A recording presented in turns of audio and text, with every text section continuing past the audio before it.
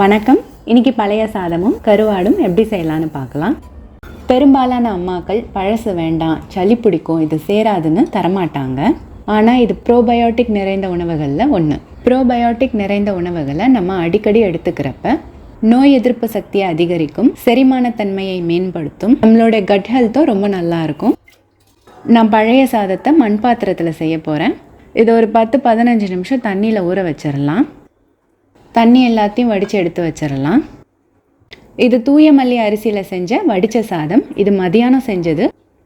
பொன்னி அரிசியை விட தூய மல்லியில் செஞ்ச பழைய சாதம் இன்னமும் சுவை கூடுதலாக இருந்துச்சு. இது தேவையான அளவு மண் பாத்திரத்தில் போட்டு நிறைய தண்ணி ஊற்றி ஒரு இரவு ஊற வச்சிடலாம். இப்போ மறுநாள் பழைய சாதம் தயாராகிடுச்சு.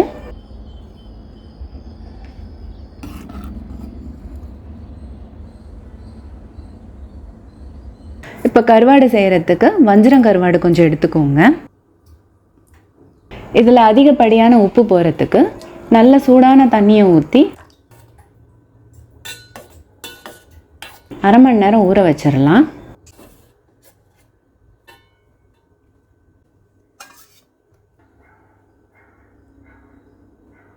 இதை 2-3 தடவை சாதா தண்ணியில் கழுவி வச்சிடலாம்.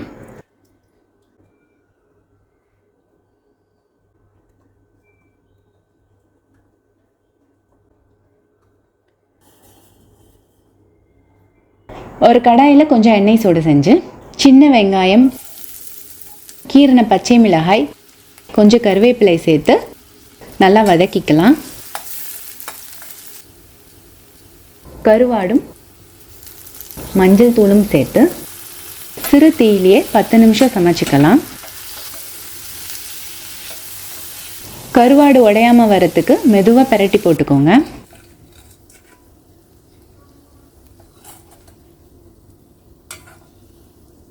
அவ்வளோதான், இப்போ கருவாடு தயாராகிடுச்சு.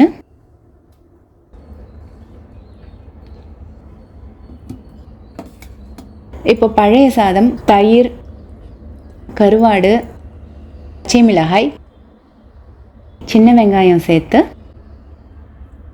சாப்பிட்டு பாருங்கள். அட்டகாசமாக இருக்கும்.